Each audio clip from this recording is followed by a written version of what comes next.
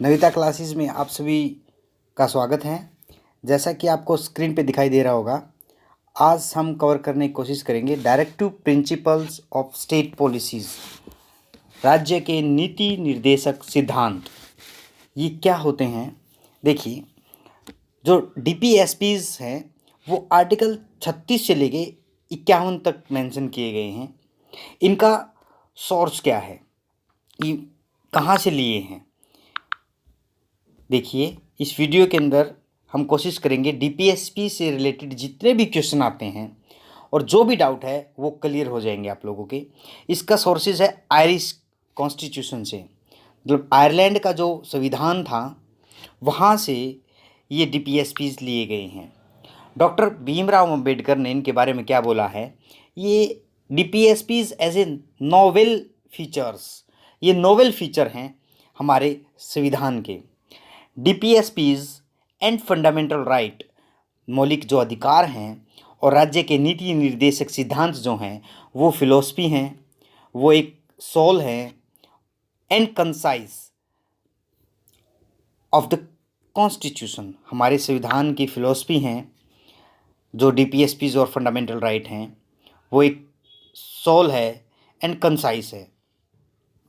अब जो कंसाइंस है हमारे संविधान की वो कैसे है, सोल कैसे है, वो फिलोसफी कैसे है। अब इनके जो भी डीपीएसपीज हैं उनके जो फीचर्स होंगे उनसे आपको क्लियर हो जाएगा कैसे इनको फिलोसफी बोला गया है, आत्मा बोला गया है और कंसाइंस बोला गया है। ठीक है, they are essential for governance, governance के लिए बहुत ज़रूरी हैं। They are not subordinate to the fundamental rights, मतलब जो मौलिक अधिकार हैं उनके सबॉर्डिनेट नहीं हैं ये, मतलब ये इक्वल पायदान पे रखे जाते हैं, इक्वल इनका दर्जा आता है। जब भी कोई जो कानून बनता है उसके अंदर उतना ही अधिकार राज्य के नीति निर्देशक सिद्धांतों को दिया जाता है, उनको मद्देनज़र रखते हुए, जितना कि फंडामेंटल राइट को, मौलिक अधिकारों को मद्देनज़र रखते हुए किसी भी कानून का गठन किया जाता है। दूसरी, अब उसके बाद आते हैं फीचर्स, ये सबसे इम्पोर्टेंट चीज़ है। इनके फीचर्स क्या हैं? देखिए, ये एक क्या है, कॉन्स्टिट्यूशनल इंस्ट्रक्शन है स्टेट को, सिर्फ ये किसी इंडिविजुअल के लिए नहीं है, मतलब किसी जो नागरिक है उसके लिए कोई इंस्ट्रक्शन नहीं है। ये इंस्ट्रक्शन है किसके लिए? एक स्टेट के लिए, एक राज्य के लिए, एक संविधानिक इंस्ट्रक्शन है ये। ठीक है, उसके बाद resemble the instrument of instruction of government of India act 1935, 1935 का जो गवर्नमेंट ऑफ इंडिया एक्ट था उसके अंदर जो इंस्ट्रूमेंट ऑफ इंस्ट्रक्शन था उनके ये बराबर रखें, क्योंकि उनके अंदर भी क्या था, राज्य को, प्रोविंसेस को और प्रिंसली जो स्टेट थे उनको क्या है, इंस्ट्रक्शन दी गई थी, वो उस इंस्ट्रक्शन के अकॉर्डिंग काम करेंगे। तो ऐसे ही इनमें दिया गया है। ठीक है, उसके बाद आता है इनका एम क्या है। देखिए, एम क्या है इनका, वो बहुत इंपॉर्टेंट चीज़ है। एम में क्या देखेंगे आप, जो राज्य के नीति निर्देशक सिद्धांत हैं वो किस एम पे, aim to establish the economic social democracy, मतलब जो इकोनॉमिक है और जो सोशल डेमोक्रेसी है उसको इस्टेब्लिश करने के लिए इनको रखा गया है। ठीक है, उसके बाद ये क्या है, नॉन जस्टिसिएबल है, मतलब कोई लीगल सैंक्शन नहीं है किसी भी राज्य के पास, इनको लागू करने के लिए कोई लीगल सैंक्शन नहीं है।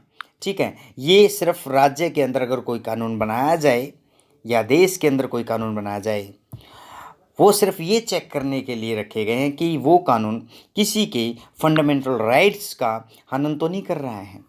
ठीक है, उसके बाद they help the court in examine and determining the constitutional validity of law, कोई भी, वही मैंने बताया, कोई भी कानून बनाया जा रहा है उसका जो संवैधानिक वैलिडिटी है उसको क्या करने के लिए, एग्जामिन करने के लिए इनको रखा गया है।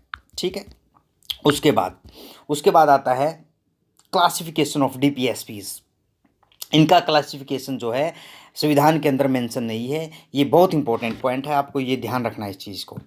ये सिर्फ अपनी जो ईजनेस के लिए, अपनी जो ईजनेस है, उसके लिए इनको क्या किया गया है, क्लासिफाई किया गया। लेकिन ये संविधान के अंदर इनको कोई भी क्लासिफिकेशन में के अकॉर्डिंग नहीं रखा गया है। देखिए, सोशलिस्ट प्रिंसिपल के बेस्ड पे इनको क्लासिफाइड किया गया है, गांधीयन प्रिंसिपल बेस्ड पे इनको क्लासिफाई किया गया है, और लिबरल इंटेलेक्चुअल प्रिंसिपल बेस्ड पे इनको क्या किया गया है, क्लासिफाई किया गया है। देखिए, अब जो सोशलिस्ट प्रिंसिपल हैं वो कौन कौन से हैं? Article 38, 39, 39A, 39B, 41, 42, 43 and 43A and 47, ये सोशलिस्ट प्रिंसिपल बेस्ड DPSPs हैं। उसके बाद गांधीयन में कौन कौन से आते हैं?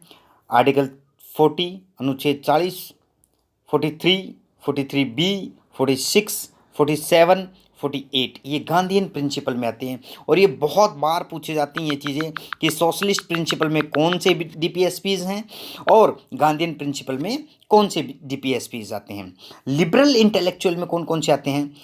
आर्टिकल 44, यूनिफॉर्म सिविल कोड जो है, आर्टिकल 45, 48, 48A, 49, 50 एंड 51, ठीक है। ये लिबरल इंटेलेक्चुअल प्रिंसिपल के अकॉर्डिंग क्लासिफाई किया गया है इनको, ठीक है। अब क्या है, जो DPSPs हैं, कुछ DPSPs नए ऐड किए गए थे अकॉर्डिंग टू जो कॉन्स्टिट्यूशनल अमेंडमेंट एक्ट था 42, उसमें ये कौन कौन से ऐड किए गए हैं? Article 39A, article 43A and article 48A। ये आपको याद रखना है। ये तीन जो अनुच्छेद ऐड किए गए थे 42 कॉन्स्टिट्यूशनल अमेंडमेंट एक्ट 1976 के अंदर जो हुआ था, उनके अंदर DPSPs में ये तीन अनुच्छेद ऐड किए गए थे, 39A, 43A और 48A, ठीक है। उसके बाद हम ये देखेंगे इसमें कि जो 39A है वो क्या कहता है। 39A बोलता है कि 39A के बारे में बात करेंगे, to provide educate meal and livelihood और मील के बारे में बात करता है ये। 43A, participation of worker in management, ये ध्यान रखना, मैनेजमेंट ऑफ इंडस्ट्री, ठीक है, भूलना मत। ए मीन्स मैनेजमेंट, मैं बताऊंगा ये मैं क्यों बोल रहा हूँ। Article 48A, safe guard of forest and wild life, ये बहुत इंपॉर्टेंट है, ध्यान रखना।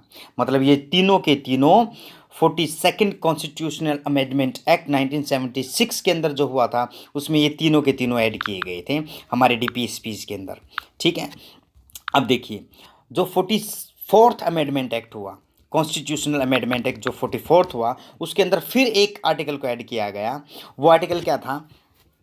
38, state to secure the social order for the promotion of welfare. और उसके बाद ऐड किया गया क्या? 86 कॉन्स्टिट्यूशनल अमेंडमेंट जो था, एक्ट था, उसमें क्या किया गया? Change the subject matter of article 45। Article 45 का जो सब्जेक्ट मैटर था वो चेंज कर दिया गया। उसमें क्या प्रोविज़न डाल दिया गया? Early childhood care and education for children below the 6 year. ये 86 कॉन्स्टिट्यूशनल अमेंडमेंट एक्ट 2002 के अंदर जो हुआ था उसमें ये ऐड कर दिया गया। किसमें? 45 जो आर्टिकल था, अनुच्छेद 45 के अंदर ये सब्जेक्ट मैटर को ही चेंज कर दिया गया। इसमें रखा गया कि early childhood care and education of children below the 6 year, 6 साल से कम उम्र के बच्चे के लिए चाइल्डहुड केयर और एजुकेशन को ज़्यादा इंपॉर्टेंस दी गई। फिर उसके अंदर 97th अमेंडमेंट एक्ट हुआ हमारे संविधान के अंदर। 97th अमेंडमेंट एक्ट के according introduce the article 43B को इंट्रोड्यूस किया गया, ठीक है। वो क्या था? कोऑपरेटिव सोसाइटी के बारे में 43rd B अनुच्छेद है वो ये बताता है। उसके बाद ये कुछ लिस्ट हैं जो इसमें दिया गया है कि जो ये आर्टिकल हैं 36 से स्टार्ट होते हैं DPSPs, वो क्या क्या बोलते हैं। देखिए, हम जल्दी इसको कवर करने की कोशिश करेंगे। आर्टिकल 36 बोलता है डेफिनेशन ऑफ स्टेट कौन कौन होंगे। कोई पब्लिक सेक्टर एंटरप्राइज होगी या कोई प्राइवेट इंडस्ट्री होगी, ठीक है। जो गवर्नमेंट से फंडिंग होते हैं वो स्टेट डेफिनेशन में आते हैं। सिंपल सी एक डेफिनेशन इनकी। उसके बाद एप्लीकेशन ऑफ 37 बोलता है application of direct to principle, इनकी एप्लीकेशन कैसी होगी, ठीक है। उसके बाद 38 मैंने बता ही दिया आपको, secure the social order for promotion of welfare of people. 39 certain principles of policy to followed by the state, state को फॉलो करनी है। To secure the opportunity for the healthy development of children. उसके बाद 39A बोलता है, 39A right to educate मील, ठीक है ना। Equal distribution of material resources, B बोलता है, 39B बोलता है equal distribution of material resources, ठीक है। सी बोलता है प्रिवेंशन एंड कंसंट्रेशन ऑफ, मैं सी को कैसे याद रखता हूँ, 39C अगर आपको कभी मैचिंग में आ जाए तो मैं उसके याद रखता हूँ कंसंट्रेशन, सी का मतलब कंसंट्रेशन ऑफ हेल्थ, ठीक है। उसके बाद आता है डी, 39D बोलता है पे फॉर इक्वल वर्क, ठीक है ना। उसके बाद 39E बोलता है preservation of health and strength of worker, मतलब हेल्थ के बारे में जो बोलता है ई बोलता है, याद रखना ई, ठीक है ना। तो ये preservation of health and strength of worker के बारे में बात करता है। उसके बाद आता है 40, ठीक है। 40 जो है वो बोलता है ऑर्गेनाइजेशन ऑफ विलेज पंचायत, जो विलेज पंचायत हैं उनके ऑर्गेनाइजेशन के बारे में 40 डिस्कस करता है, ठीक है। उसके बाद आता है 41 बोलता है right to work to education to public assistance, ये बहुत इंपॉर्टेंट है। 41 जो है आर्टिकल 41 बोलता है, ये हम सारी DPSP जो आर्टिकल हमने बताया 36 to 51 के बारे में डिस्कस करें। राइट टू वर्क कौन बोलेगा, 41, राइट टू एजुकेशन भी वही बोलेगा, एंड टू पब्लिक असिस्टेंस। उसके बाद 42 बोलता है, सबसे इंपॉर्टेंट चीज़ है, provision for just and humane condition and maternity relief, ये बहुत बार क्वेश्चन में आया हुआ है, काफ़ी एग्जाम में ये आया हुआ है कि मैटरनिटी रिलीफ के बारे में किस आर्टिकल में दर्शाया गया है। 43 बोलता है लिविंग वेजेस, लिविंग जो वेज है वो क्या होगा। 43A बोलता है मैनेजमेंट, मैंने पहले ही बता दिया। 43 बोलता है कोऑपरेटिव सोसाइटी, वो भी बताया 97 अमेंडमेंट एक्ट के द्वारा इनको ऐड किया गया था। 44 पहले ही बता दिया UCC यूनिफॉर्म सिविल कोड। 45 क्या है, उसका सब्जेक्ट मैटर चेंज कर दिया था। 46 क्या बोलता है, promotion of educational economic interest of schedule caste, schedule tribe and other weaker section, जो ये क्या नाम है EWS को जो कोटा दिया गया है या उनको एजुकेशनल राइट दिए गए हैं, उनके वीकनेस को देखते हुए वो 46 के तहत दिए गए हैं, ठीक है ना। 47 duty of state to raise the level of nutrition के बारे में जो आर्टिकल बात करता है वो 47 बात करता है, स्टैंडर्ड ऑफ लिविंग, ठीक है ना। And improve the public health, जो पब्लिक हेल्थ है उसको इम्प्रूव करना, ठीक है। उसके बाद आता है 48 बोलता है एग्रीकल्चर एनिमल हस्बेंड्री, ये बहुत इंपॉर्टेंट है, याद रखना इसको, गांधीयन प्रिंसिपल में था ये, organisation of agriculture and animal husbandry, ठीक है ना। उसके बाद आता है 48A, वो बोलता है improvement of environment, forest and wild life के बारे में, safe guard of forest and wild life, बहुत इंपॉर्टेंट है, ये भी ध्यान रखना इस चीज़ को, ठीक है ना। 48 and 48A। 49 promotion of protection of monuments, 49 बोलता है places object of national importance, जो राष्ट्र की इम्पोर्टेंस के लिए जो मोनूमेंट्स हैं, प्लेसेस हैं या ऑब्जेक्ट्स हैं, उनकी प्रोटेक्शन करना हमारा कर्तव्य है। 50 बहुत इंपॉर्टेंट है, ये काफ़ी एग्जाम में आया है, separation of judiciary from executive से उनका सेपरेशन जुडिशरी का, ठीक है ना। बच्चे इसको कंफ्यूज हो जाते हैं, आर्टिकल 50 जैसे ही आया वो पूछता है आर्टिकल 50 किसके तहत आता है, फंडामेंटल राइट के तहत आता है, DPSP के तहत आता है, फंडामेंटल ड्यूटी, तो बच्चे उसको गलती से क्या कर देते हैं, कुछ भी फंडामेंटल राइट डाल देंगे या फंडामेंटल ड्यूटी, नहीं। आर्टिकल जो 50 है separation of judiciary and executive की बात करता है आर्टिकल 50। 51 बोलता है promotion of international peace and security, बहुत इंपॉर्टेंट है, पीस एंड सिक्योरिटी की जो बात करता है वो बात करता है कौन, 51, ठीक है। उसके बाद हम बात करते हैं, अब देखिए हम डिफरेंस जो देखेंगे फंडामेंटल राइट एंड DPSPs में डिफरेंस क्या है, एक क्विक रिव्यू लेते हैं इनका क्या डिफरेंस है। फंडामेंटल राइट जस्टिसिएबल हैं, ठीक है ना, लीगल सैंक्शन है इनको, ये इनको किसी भी कोर्ट में मतलब सैंक्शन देने की ज़रूरत नहीं है, ये खुद ही अपने आप जैसे फंडामेंटल राइट हैं वो अपने आप ही लीगल सैंक्शन है इनको, वो संविधान के अंदर उनका कंप्लीट से लीगल सैंक्शन के द्वारा उनको लागू किया गया है। नॉन जस्टिसिएबल हैं DPSPs, मतलब लीगल सैंक्शन नहीं है इनको लागू करने के लिए, कोई फोर्सफुली इनको लागू नहीं कर सकते हम किसी के ऊपर, ठीक है ना। उसके बाद आता है ये किसके लिए, फंडामेंटल राइट किसके लिए रखे गए हैं, ये पॉलिटिकल जस्टिस के लिए रखे गए, बहुत इंपॉर्टेंट चीज़ है। उसके बाद जो डीपीएसपीज हैं वो ये ध्यान रखना, मैं बार बार बोल रहा हूँ, दो इंपॉर्टेंट चीज़ों के लिए रखे गए हैं, economic and social justice. DPSPs किसके लिए रखे गए हैं, इकोनॉमिक एंड सोशल जस्टिस। इसलिए बी आर अम्बेडकर ने इनके लिए क्या बोला, ये सोल है, ये फिलॉसफी है किसकी, हमारे संविधान की, ठीक है ना। उसके बाद हैव ए, मैंने पहले एक्सप्लेन कर दिया, हैव ए लीगल सैंक्शन, ठीक है ना, नो लीगल सैंक्शन, इस ये मतलब इन्फोर्सेबल नहीं है, ठीक है ना। उसके बाद फंडामेंटल राइट क्या है, पर्सनल है, इंडिविजुअलिस्टिक हैं, मतलब हर एक आदमी के पास अपने फंडामेंटल राइट्स हैं। अगर इनका हनन होता है वो डायरेक्ट किसी भी कोर्ट के अंदर, हाई कोर्ट या सुप्रीम कोर्ट में डायरेक्टली जा सकता है अंडर आर्टिकल 32 एंड आर्टिकल 226, ठीक है। हाई कोर्ट में 226 के तहत, सुप्रीम कोर्ट में आर्टिकल 32 के तहत ये जा सकता है। इन चीज़ों को भी हम क्लेरिफाई करेंगे नेक्स्ट वीडियो के अंदर कि आर्टिकल 32 क्या है, ठीक है।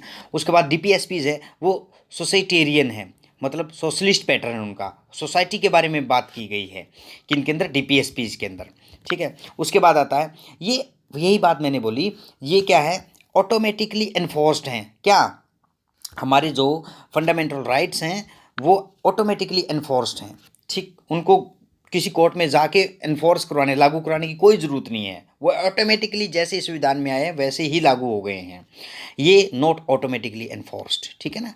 उसके बाद क्योंकि पहले एक्सप्लेन किया डीपीएसपी की फुल फॉर्म क्या है, राज्य के नीति निर्देशक सिद्धांत, directive principle of state policies, ठीक है ना।